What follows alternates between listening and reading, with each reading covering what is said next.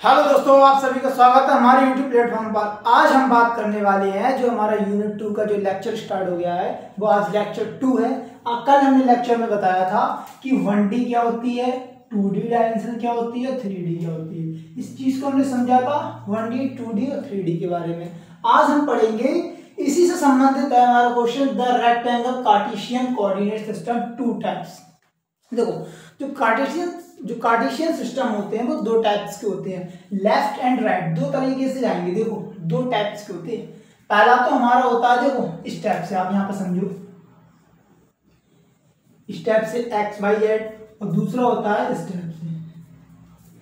देखो, दो टाइप से हमारे कार्टेशियन कोऑर्डिनेट सिस्टम होते हैं। यहाँ पर हमने लिख दिया Cartesian coordinate system two types के होते हैं। और ये होते टू टाइप्स के, लेकिन इनकी वैल्यू हमारे मान चेंज होता है, जैसे एक्स वाई जेड। यदि लेफ्ट, यदि हम दाएं हाथ यानी राइट हैंड से करेंगे तो हमारे पास जेड एक्स इस टाइप से जाएगी, ठीक है। और यहाँ पर अगर हम कोऑर्डिनेट को चेंज कर दे एक्स वाई और जेड, तो हमारा क्या हो जाएगा, लेफ्ट हैंड की कोऑर्डिनेट इस टाइप से कहाँ जाएंगे, इस अकॉर्डिंग में चलेंगे, ठीक है। एंटी क्लॉकवाइज और क्लॉकवाइज, इतनी बार, ठीक है। हमने वो यहाँ पे लिखा है। दो टाइप्स के होते हैं। पहले टाइप से हमारे पास इस टाइप से हमने बनाया कोऑर्डिनेट सिस्टम। तो इस सिस्टम में देखो हमारे पास पोजीशन, देखो एक्स वाई जेड, तीन कार्टेशियन जो सिस्टम होते हैं इनकी हमने वैल्यू मानी थी एक्स वाई जेड जो कोऑर्डिनेट है। तो हमारे पास कह रहा है कि राइट हैंड जेड, यानी जेड की तरफ राइट हैंड, तो राइट हैंड से जेड की तरफ कहां से जा रहा है, यहाँ से इस टाइप से होके जा रहा है, ठीक है, ये राइट हैंड।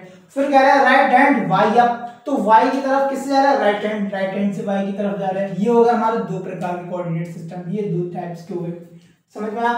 यानी कि जो राइट हैंड होगा राइट हैंड के अकॉर्डिंग, और ये भी राइट हैंड के अकॉर्डिंग। जी हमारे लेफ्ट हैंड के अकॉर्डिंग कैसे, लेफ्ट हैंड के अकॉर्डिंग, जैसे यहां से मानो लेफ्ट हैंड के अकॉर्डिंग, लेफ्ट हैंड है, इससे हमारे इस टाइप से, ये वाला हो गया इस टाइप से, ठीक है।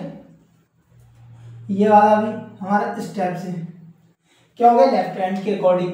जी होगा हमारे दो टाइप्स की, ये भी हो गए। तो टू टाइप्स के होते हैं, राइट हैंड और लेफ्ट हैंड के एलिमेंट के हिसाब से हमने बताया था। दो टाइप्स की बनती है, इस टाइप से और इस टाइप से। तीन एक्सेस हो गई इसमें, एक्स वाई जेड और एक्स वाई जेड। चलो अब इतना, ठीक है। अब इसमें आपको थ्योरी में भी लिखा दिया हमने, क्या लिखाया है, ये देखो, राइट हैंड कोऑर्डिनेट सिस्टम और left hand coordinate system. Two types के कोऑर्डिनेट सिस्टम होते हैं, लेफ्ट हैंड कोऑर्डिनेट सिस्टम और राइट हैंड कोऑर्डिनेट सिस्टम। ये हो गया। अब हम पढ़ेंगे इसके आगे हमारा टॉपिक की पोजीशन वेक्टर क्या होता है इन टू डायमेंशनल कोऑर्डिनेट सिस्टम। यदि हमारे पास दो डायमेंशनल की बात कर रहे हैं, कितना, 2D। हमने आपको 2D पढ़ाया होगा, आप पिछले लेक्चर में जाना। 2D हमने आपको बेसिक से बताया, 2D 3D और 1D कैसे होते हैं। तो 2D हमारे पास क्या कह रहे हैं, 2D डायमेंशनल है, यानी कि हमारे पास होगा एक्स और वाई, दो प्लेन प्लेट होंगी एक्स और वाई। तो यहाँ पे पूछ क्या रहा है, पोजीशन वेक्टर। हमने आपको पहले लेक्चर में बताया हो, जब हमने आपको यूनिट 1 स्टार्ट की है कि पोजीशन वेक्टर क्या होता है। देखो, जब हमारे पास एक्स और वाई दो प्लेन प्लेट होती है, एक्स और वाई दो प्लेन प्लेट होती है, तो इसके जो पोजीशन ओरिजिन बिंदु होता है, इससे हम किसी वस्तु की स्थिति को ज्ञात करते हैं। जैसे हमारे पास यहाँ की वस्तु x है और यहाँ की वस्तु y है, ये कैपिटल है, स्मॉल मान ली। तो हमारे पास बिंदु क्या दिए हैं, यहाँ पे बिंदु हमारे पास x की कोई मूल बिंदु है, ये y की मूल बिंदु है कोई। तो मान लो यहाँ पे हमारे पास x डायरेक्शन भी लिख दो, ये हमारा हो जाएगा x I cap Y J cap. तो यहाँ के जो पोजीशन जो बताएगा इन दोनों बिंदु के, ये वाली जो पोजीशन होगी जो मिल रहे हैं यहाँ से, तो ये हो जाएंगे x I cap Y J cap. तो ये जो पॉइंट जा रहा है ये हमारा क्या कहलाएगा, पोजीशन वेक्टर कहलाएगा। यानी कहने का अर्थ ये है कि हमारे पास दो एक्स वाई प्लेन प्लेट होंगी, तो इसकी जो सेंटर पॉइंट होगा, मूल बिंदु जिसे कहते हैं, ओरिजिन से आर मीटर, यहाँ पे जिसे हम बोलते हैं आर से प्रेजेंट करते हैं। किससे, आर से प्रेजेंट करेंगे, हमारे पास ये क्या कहलाएगा, पोजीशन वेक्टर। क्या कहलाएगा, पोजीशन वेक्टर। जब हमने आपको वेक्टर अलजेब्रा कराया था तो हमने आपको बताया था पोजीशन वेक्टर क्या, पूरी डिटेल में आपको समझाया था।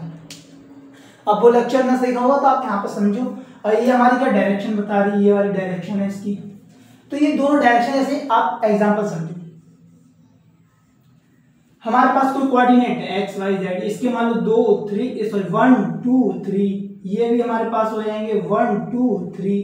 तो हमसे पूछ रहा है 2, 1 या 1, 2 2, 1 रख लो, तो 2 हमारे पास क्या है, x का 2 और y का 1, तो इसकी पोजीशन क्या आएगी ये, तो यानी कि कहने करते हैं मूल बिंदु से जो हमारे x y के कोऑर्डिनेट होंगे वो हमारे क्या बताएंगे, पोजीशन। तो हम इसकी कैसे पोजीशन याद करी, अब हम कैसे पता चला है कि हमारा 2, 1 की पोजीशन क्या है, क्यों, क्योंकि हमारे पास कोऑर्डिनेट दिए हुए हैं, जो हमारे पास क्या लिख करके आए इसके मान, तो हमने यहाँ पर रख के देख लिया, ये क्या होगी इसकी पोजीशन, ये होता है हमारा पोजीशन वेक्टर। ठीक है, अब इसको हम थ्योरी में भी आपको समझा दिया है, क्या समझाया, देखो कंसीडर ए पार्टिकल P है, हमारे पास एक कंसीडर हमने कर लिया पार्टिकल P से मान लिया, P मान लिया, the XY plane having Cartesian coordinate XY at any time, हमने एक XY प्लेन प्लेट है उसके बीच हमने एक का मान लिया पार्टिकल P रख लिया और यहाँ पे XI कैप कर लेना, ठीक है, क्योंकि ये डायरेक्शन भी बताएगा XI कैप और YJ कैप, ये हमारी X प्लेट है, ये Y प्लेट है, ठीक है। Then position vector of a point P, तो पोजीशन वेक्टर जिसे हमने माना है वो पॉइंट P है जिसके बिंदु x और y है, जिसके बिंदु x और y है, ठीक है, जिसके बिंदु x और y है, वेयर जहां I एंड J, यहाँ पे I J क्यों लिखा है, I और J का अर्थ है मतलब ये क्या बता रहे हैं, डायरेक्शन बता रहे हैं, क्या बता रही है कि डायरेक्शन बता रही है, ये हमारे ऊपर को जा रही है तो ऊपर वाली डायरेक्शन बता रही है, नीचे जा रही है तो नीचे डायरेक्शन बता रही है। I J का मतलब होता है कि दिशाओं में यूनिट वेक्टर को ज्ञात करते हैं, दिशाओं में x y और दिशाओं, यहाँ पे लिखा है I एंड J क्रमशः x और y दिशाओं में यूनिट वेक्टर है, दिशाओं में क्या है, यूनिट वेक्टर है। यूनिट वेक्टर का मतलब है कि हमें दिशा भी दे रहे हैं, इसका मैग्नीट्यूड भी दे रहा है, यहाँ पे इस तरीके से मालूम पड़ा ये, ठीक है। एक पोजीशन पॉइंट है, x y दो प्लेन प्लेटों का बना है, जो r होगा वो हमारा क्या कहलाएगा, पोजीशन वेक्टर, यहाँ पे लिख लेना पोजीशन वेक्टर, ठीक है। और आप इसका स्क्रीनशॉट लीजिए, अभी मैं इसको थोड़ा और बताता हूं।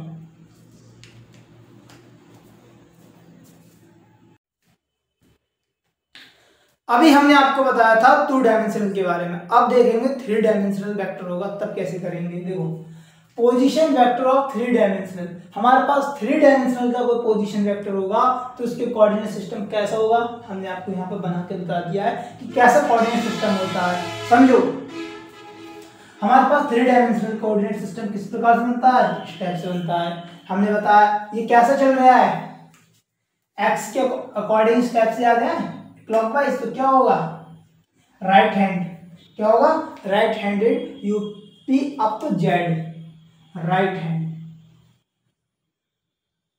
Handed up to Z, Z up, इस टाइप से मैंने आपको बताया था। अब हम इसको मिटाते हैं। अब देखो इस चीज को समझो जो हम करा रहे हैं, देखो ये इंपोर्टेंट है आपका थोड़ा सा समझने। कहने का अर्थ ये है कि हमारे पास एक 3 कोऑर्डिनेट सिस्टम है, क्या है 3 डायमेंशनल कोऑर्डिनेट सिस्टम या रेक्टेंगुलर कोऑर्डिनेट सिस्टम। ये हमारे पास x, y और z इस प्रकार से लिखे हुए हैं, और इससे हमने आपको बताया था 2 डायमेंशनल में सेम कंडीशन पोजीशन वेक्टर है। यहाँ पर हमारे पास कोऑर्डिनेट कितने होंगे, x, y के 2, अभी सिर्फ 2 की बात कर रहे हैं। फिर हम तीसरे के कोऑर्डिनेट की बात कैसे करेंगे, हमने देखो यहाँ पे डायरेक्शन भी दिए, इसके क्या दिए, यूनिट वेक्टर भी दिए। यूनिट वेक्टर क्या होंगे, देखो x का हो जाएगा xi कैप, y का j कैप और z का k कैप, ये होगा हमारे x y z के यूनिट वेक्टर। तो इस प्रकार हम यहाँ से एक लाइन ड्रॉ करते हैं, तीनों वेक्टर, कहने का अर्थ ये 3 डायमेंशनल का मतलब है तीनों वेक्टर एक समान होंगे। हमने आपको पिछले लेक्चर में बताया होगा कि जो हमने अभी फर्स्ट लेक्चर जो था उसमें हमने बताया था तीनों जो है कि कैसे बनाएंगे, तीनों डायमेंशनल को हम किस प्रकार से पोजीशन रखेंगे, उस प्रकार से हमने एक यहाँ से भी लाइन ड्रॉ कर ली। ये हो गया हमारा 3 डायमेंशनल कोऑर्डिनेट सिस्टम, ठीक। अब इससे हम क्या कर लेंगे, एक लाइन डॉट डॉट कर लेंगे, ये वाली जो हमें निकालनी है, ठीक। इस प्रकार से हमने लाइन ड्रॉ की, ये वाली लाइन ड्रॉ की, इस प्रकार से हमारे पास ये भी लाइन ड्रॉ हो गई, ये वाली लाइन, ये हमारा बनेगा चौपर, इस टाइप का बन जाएगा, ठीक है, इस टाइप का ये वाला, ये हमारी O B C P O, इस प्रकार से हमारी ये एक्सिस मिल जाएंगी। ये 4 एक्सिस मिलने के बाद ये हमारे पास एक्स आई, जेड के और वाई के, इस प्रकार के एक्सिस, और यहाँ पे जो तीनों मिल जाएगी तो यहाँ से ये हो जाएगा हमारा एक्स वाई जेड, जेड भी ऐड हो जाएगा, यहाँ पर क्या हो जाएगा, जेड भी हमारा क्या हो जाएगा, ऐड हो जाएगा। ठीक, बस। और हमने यहाँ पर वही लिख दिया है जिस कंडीशन, देखो कंसीडर ए पार्टिकल पी, जो हमने पार्टिकल माना है, यहाँ की कोऑर्डिनेट लिख लो एक्स वाई और जेड, तीनों को अटैच करके हमने एक बना दिया, ये पॉइंट हो जाएगा सेंटर पॉइंट पी। क्या है, कोई स्पेस में। देखो consider a point particle P in space the position vector of the point P. देखो एक स्पेस है, स्पेस में हमने कोई पॉइंट फंक्शन पी माना जिसके कोऑर्डिनेट एक्स वाई जेड हो जाएंगे। इफ आई जे के क्या एक यूनिट वेक्टर है along by the X Y Z के, जो एक्स वाई जेड के अलोंग क्या है, यूनिट वेक्टर हमने मान लिया। यहाँ पर हम बता देते हैं एक्स आई कैप, सॉरी यहाँ पर X I cap, Y J cap और जेड के कैप। ठीक, एक्सिस क्या करती है, respectively then X Y Z के रिस्पेक्टिवली क्या होंगे, यूनिट वेक्टर, क्या होंगे, यूनिट वेक्टर। अब हमारे मान रख दिया ओ ए बराबर एक्स, ओ ए बराबर एक्स आई कैप, ये एक्स आई कैप तो ये और अभी हमारा क्या हो जाएगा एक्स आई कैप, ये वाई है तो ये भी वाई जे कैप, और ये बराबर क्या हो जाएगा जेड के कैप। इतना ठीक है, इस टाइप से हमने बना लिए। अब यहाँ पर मैंने दिया ओ ए बराबर X I cap, O A बराबर X I cap, A B बराबर वाई जे कैप और सी पी बराबर जेड के कैप। यहाँ तक बात क्लियर है, हमने इसके कोऑर्डिनेट बना लिए। अब ओ बी बराबर किसके इक्वल होगा, O A plus B C, O B बराबर ओ ए प्लस बी सी। देखो ये वाले की बात कर रहा है इतना, ठीक है, ये वाला कोऑर्डिनेट सिस्टम क्या कह रहा है, ओवी जो होगा वो इन दोनों लाइनों के बराबर होगा, इसके भी बराबर होगा, इसके भी बराबर, ये कोण दोनों क्या होंगे, बराबर होंगे। तो यहाँ से ओ बी बराबर ओ ए और बी सी, ओ ए और बी सी, ये वाले दो कोण की बात कर ली, ठीक है। ये वाले क्या हो जाएंगे, एक्स आई कैप और इसके वाई जे कैप, इसके कोऑर्डिनेट क्या हो जाएंगे, वाई जे कैप।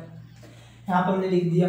और फिर हमारे होगा दो की बात। अब बात करेंगे तीन की कैसे करेंगे, ओपी बराबर, हमने पूरा ले लिया यहाँ से ओपी बराबर। अब ओपी ले लेंगे तो हमारा क्या कोऑर्डिनेट जुड़ जाएंगे, यहाँ पर हमने लिख दिया, देखो ओपी बराबर ओबी और बीपी, ओबी और बीपी, ओबी और बीपी, ये पूरा आ जाएगा, देखो ओबी और बीपी। किसकी बात कर रहे हो, ओबी बराबर, तो हमारे पास के कोऑर्डिनेट आ जाएंगे बराबर ओबी बराबर हमने कोऑर्डिनेट लिखे थे, ये वाले लिख दिए हमने, ठीक है, ये बराबर कोऑर्डिनेट लिख दिए। तो हमारे एक्स वाई जे आ जाएंगे और जेड के कोऑर्डिनेट जुड़ेंगे कौन से, ये वाला बी सी बी पी, हाँ ये वाला देखो बी पी, ये हमारा जेड के क्या बी पी, ये पूरे कोऑर्डिनेट जुड़ जाएंगे तो हमारे पास एक्स वाई जेड के जुड़ जाएंगे। तो हमारे पास आर यूनिट वेक्टर बराबर क्या आ जाएगा, ये आर पोजीशन वेक्टर बराबर X I cap Y J cap और जेड के कैप। यहाँ पर समझो हमने बताया था इस वाली लाइन में ओपी बराबर क्या हो गया, ओबी प्लस बीपी, ओबी बराबर क्या हो जाएगा, ओबी और बीपी, ओबी और बीपी, ये पूरा जुड़ जाएगा। तो हमने इसको क्या कर लिया, दो फैक्टरों में, इसको दो फैक्टरों में तोड़ा था ये वाला।